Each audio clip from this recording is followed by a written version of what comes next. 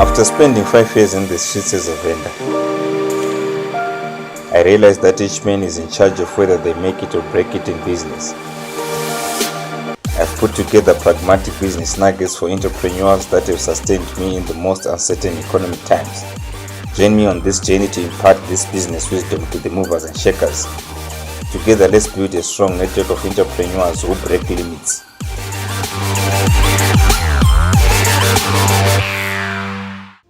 Hi guys, my name is More Nyazungu, aka the Chartered Vendor. This is the show which you're always waiting for. On Friday, 1200 hours it will be premiering. It's Ask Jerry, the Chartered Vendor.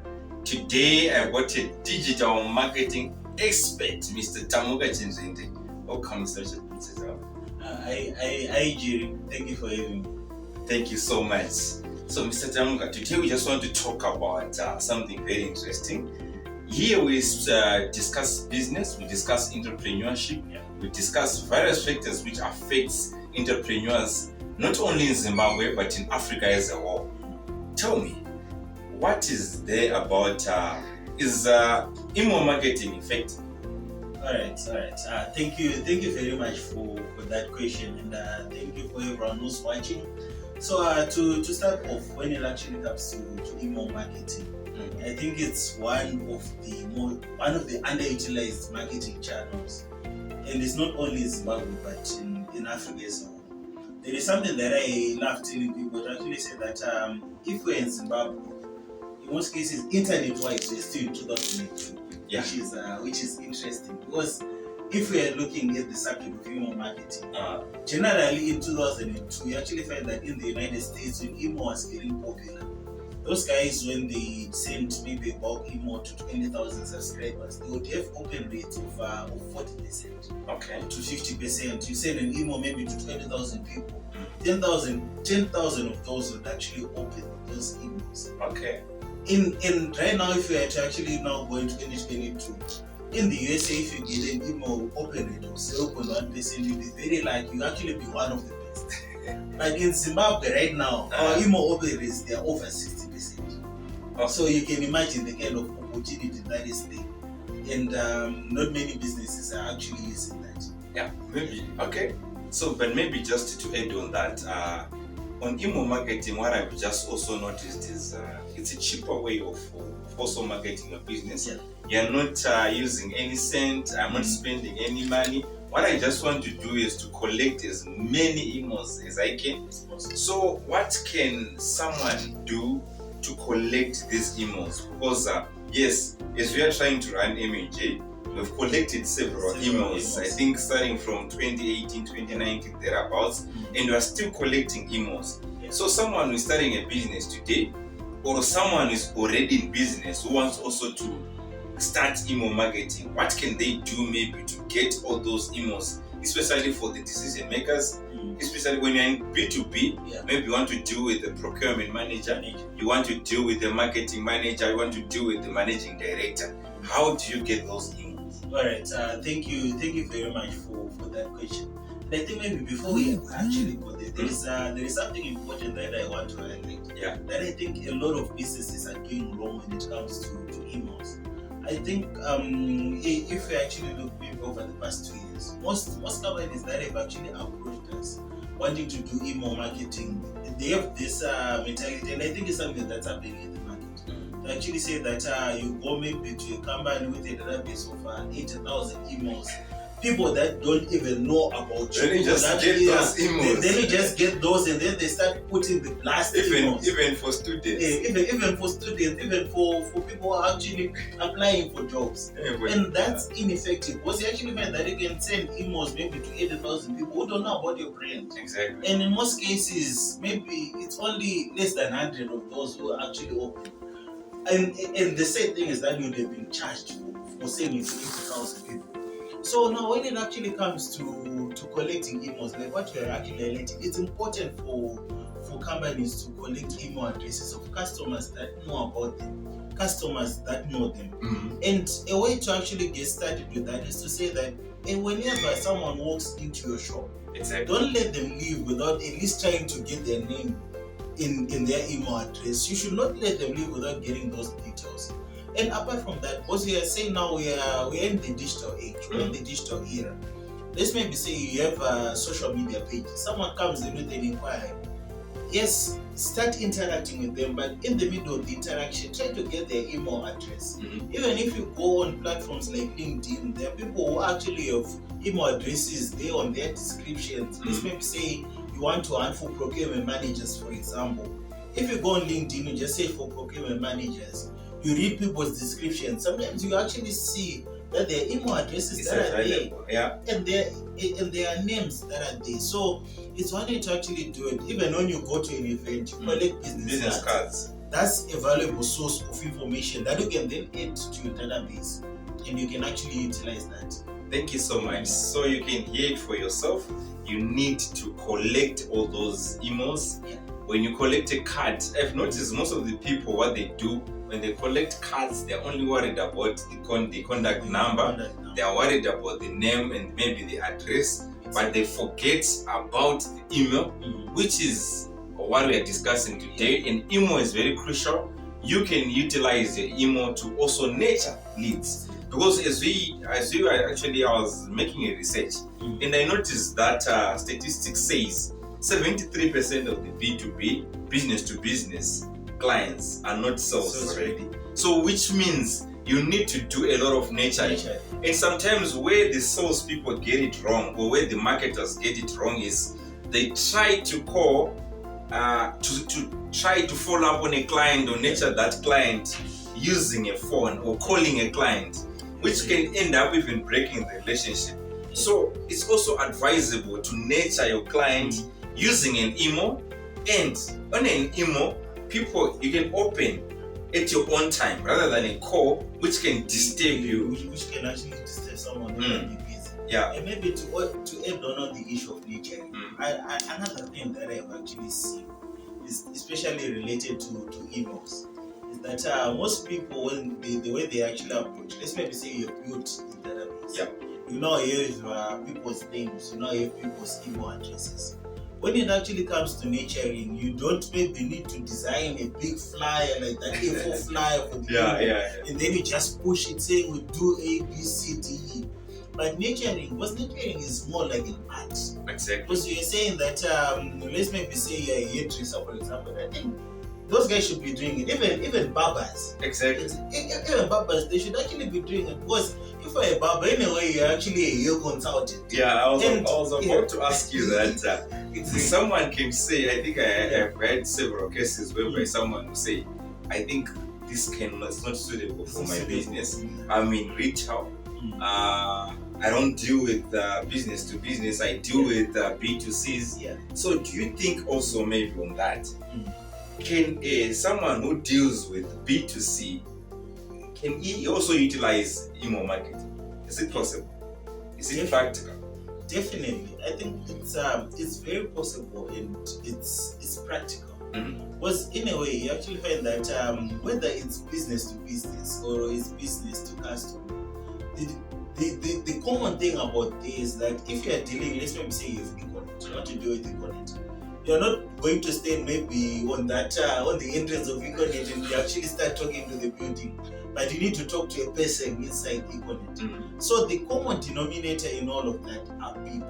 Actually say you are speaking to someone. Exactly. And through email now you are able to speak directly to your customers. So you even find that if we are looking at B2C, I think drawing back to the example of a barber, someone who actually cuts you.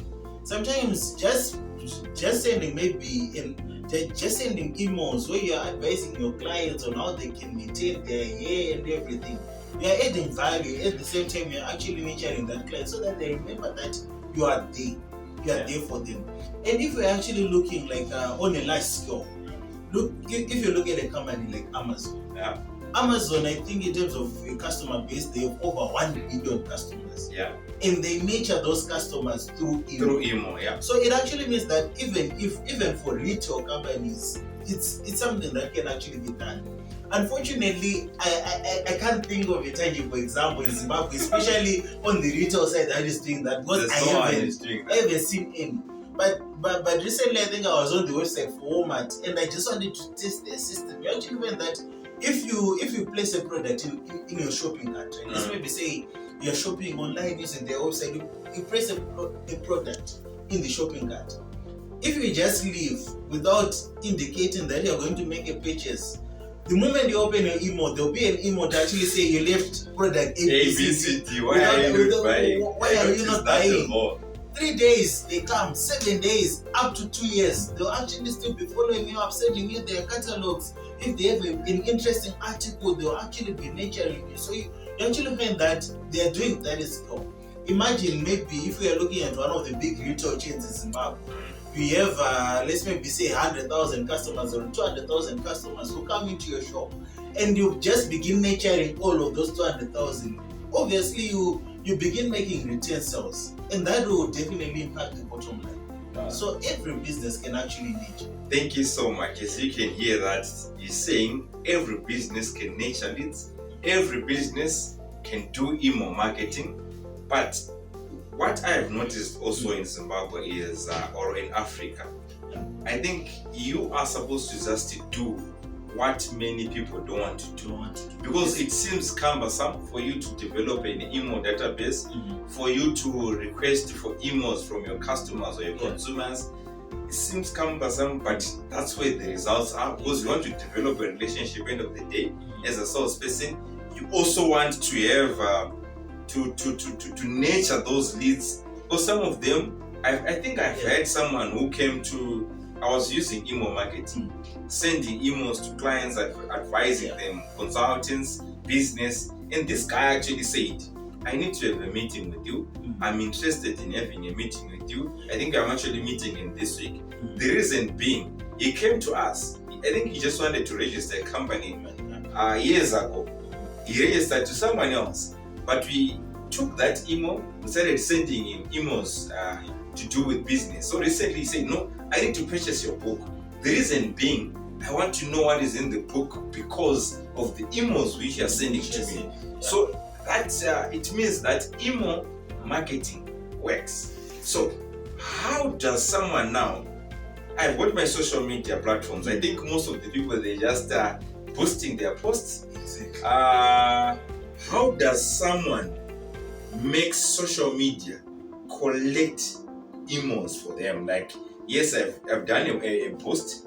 How do I now collect these scarce commodity called emails from the potential clients or the prospects? Yeah, thank you very much for that question. And I like the example that you actually raised, the post button. Exactly. I think Mark Zuckerberg put that button there to steal people's money.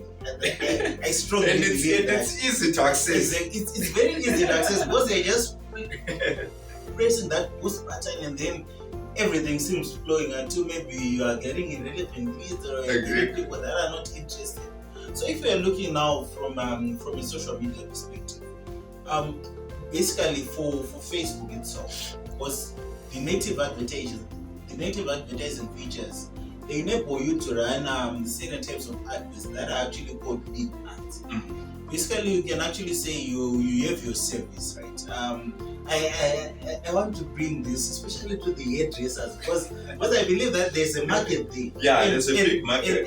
And it's usually a business that says it's referral based and everything. Exactly. But assuming, let's maybe say you're a hairdresser, right, and you want to generate leads using a platform like Facebook.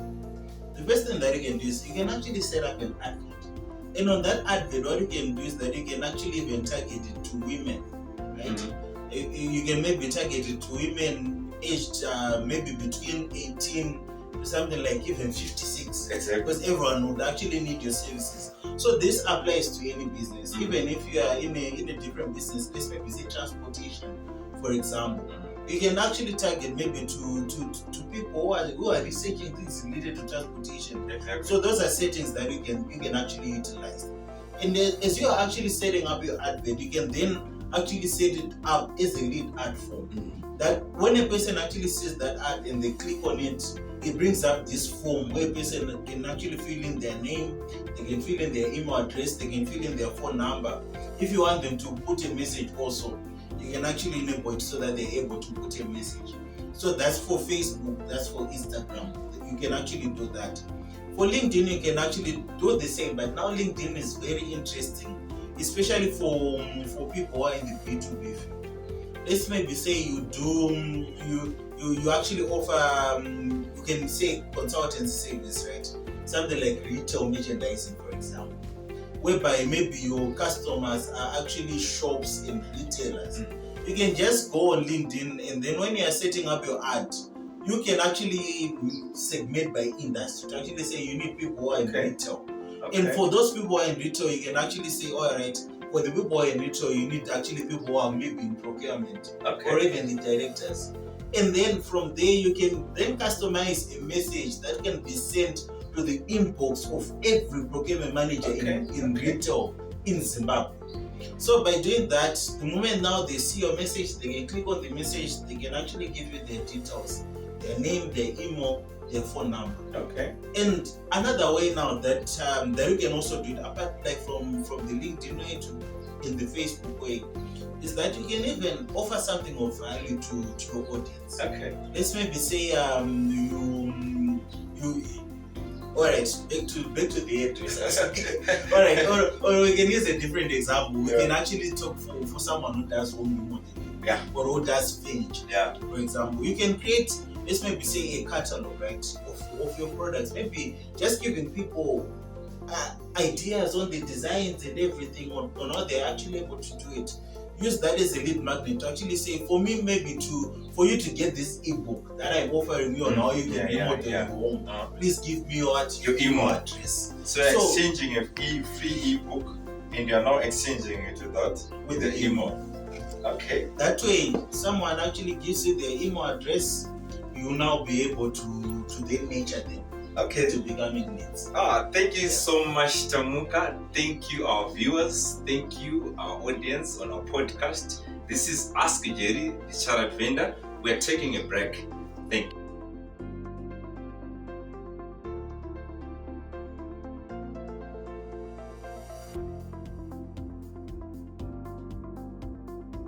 So, welcome back, our viewers, to the Ask Jerry, the chartered vendor. Today, I'm hanging out with Tamuka Chinzende.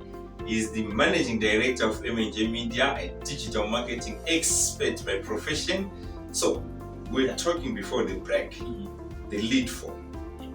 I was also wondering, it can be also used to qualify your clients. How can you now qualify your clients using emails? Let's say all those emails, the leads which are now coming through the lead forms.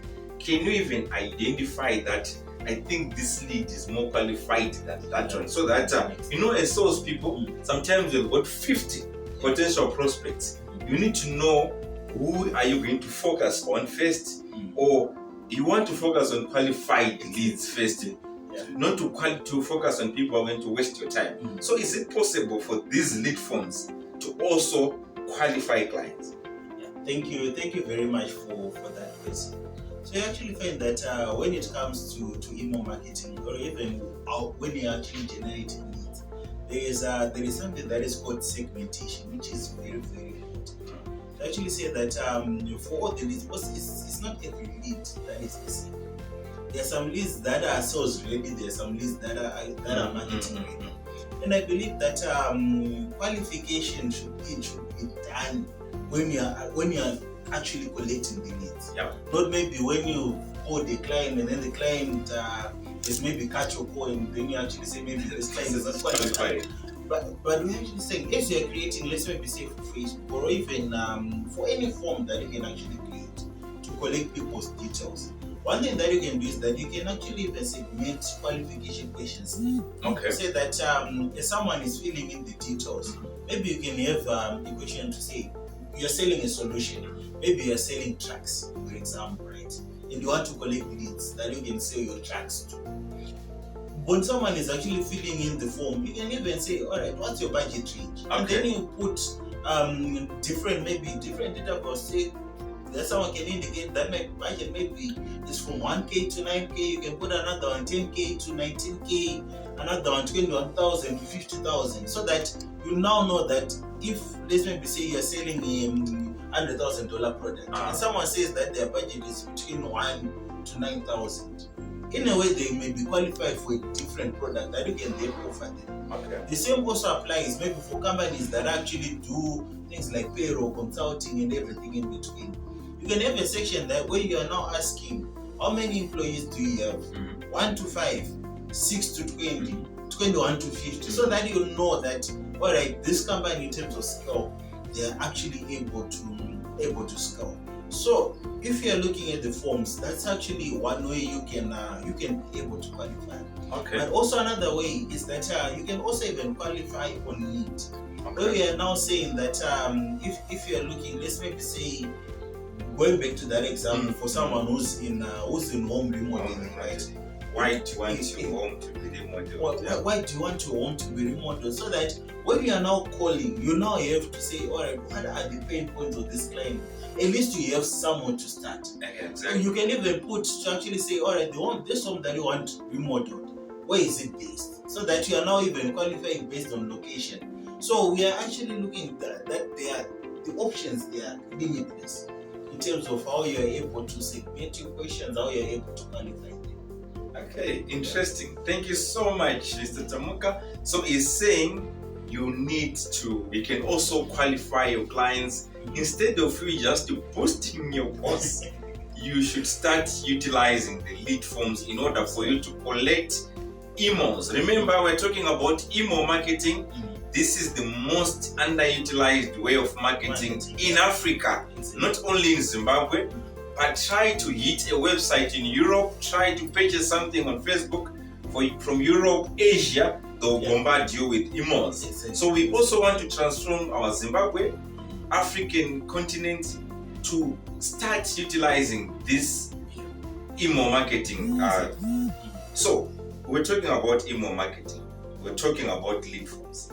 Can a layman, someone who has never, I'm just a hairdresser, I'm just a consultant, I've never heard of something called email marketing, I've never used the lead ads, can I be able to do that? Because as you are speaking, I've noticed that these things, they need an expert. Can a layman can I do email marketing when I'm just a hairdresser, when I'm just a mechanic, when I'm just an engineer? What's your advice? Thank you very much for that question. The short answer is no. Yeah. and maybe to explain from that and to explain where I'm coming from, right? Let's maybe say I myself, I can go into a shop today and I can actually buy those hair clippers. And then I can actually go in front of a mirror and then I can actually start trying maybe to cut my hair by myself.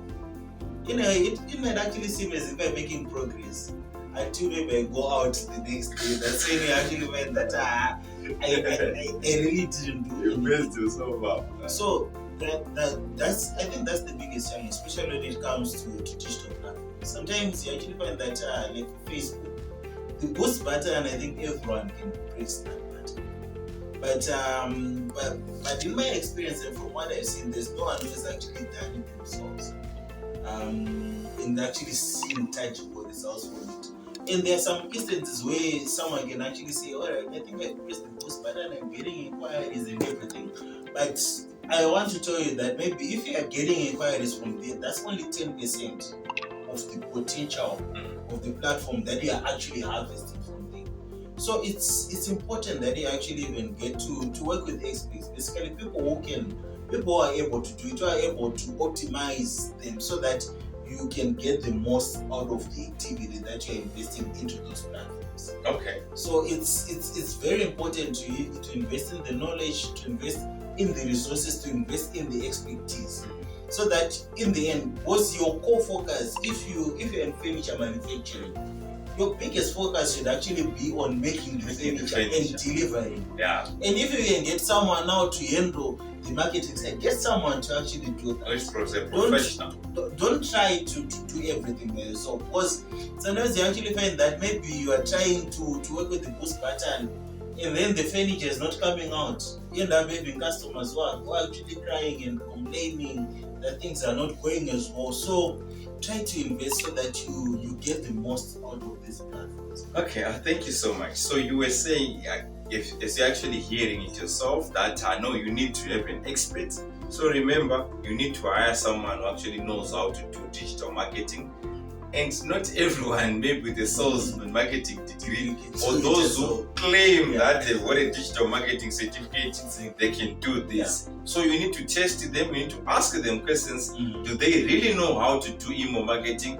Even as part of their interviews, give them how do they even write an email for email marketing. So yes, we touched on the lead forms. That's another avenue where you can collect emails. Do we have other ways we can collect emails? Yes, when I go for a function networking, I'll collect a business card, that's okay. When I go on Facebook, as you actually heard yourself, you can collect emails through a lead form. Are there other avenues where I can collect emails with potential prospects? Yeah, thank you very much for that. I think in terms of the other platforms, there's one platform that we had actually left out, which is critical and crucial. That is your website, which is important, because you actually find that when it comes to marketing, especially for digital platforms, there is one mistake a lot of people are actually making, is that most people who are going digital, they are going maybe on Facebook, they are going on Twitter, they're going on LinkedIn, on platforms like Pinterest, Google My Business, and everything in between. But the thing that they actually forget is that Facebook, you don't own your Facebook page. The same also applies. You don't own your LinkedIn profile. I think there's some instance where I was reading an article of a company and they've actually grown in audience. I think there are 2 million people on their page, 2 million followers. And then Facebook, they just said there is maybe a certain policy that we violated and they took down that page. And imagine the amount of investment and the amount of effort that had actually gone into those pages. So in a way, it's important to actually have all the pages on the social media platforms that are there. But the most important things that you can actually have is, number one, is your website. And number two is going to be your email database. The reason being is that your email database, you have 100% ownership over it. The same also applies for your website. You have 100% ownership over it. And where the website can now come into play when it comes to data collection. Also, you're saying that there are 2 kinds of customers that you're going to meet online. The first one is that customer, maybe that will be on, they're maybe scrolling on Facebook, they're looking for news, for their social media influencers, and they come across your advert. Maybe you're selling your shoes. They're just bumping on exactly. They just say, I think I'm going to need this shoe, but I don't need it immediately. And then the other type of customer now is someone, maybe they're walking in town, and then maybe they broke the heel of their shoe. They go on Google, they actually search cheap shoes, or they're actually searching for original leather shoes. If that person comes across your website that has your catalog and your shoes, most probably that person is going to be an easy sell, because there's already a need. It's intent based. Someone, they actually intend to get that product, which is why they land it on your website. So the moment you get now someone coming to your website and maybe they actually click, I think most websites in Zimbabwe, they have that. Actually say you can actually go on a page where it says subscribe to our newsletter. Yeah, exactly. And 90% of those companies, they don't even have, I think it's 99%, they don't even have those newsletters, and they don't even know whether someone is subscribed or not. So in a way, if someone comes to the website... Why do you think people are not fans of newsletters? Is it because maybe they're cumbersome to write, or people are not committed fully in actually developing content of their business? I think thank you very much for that question.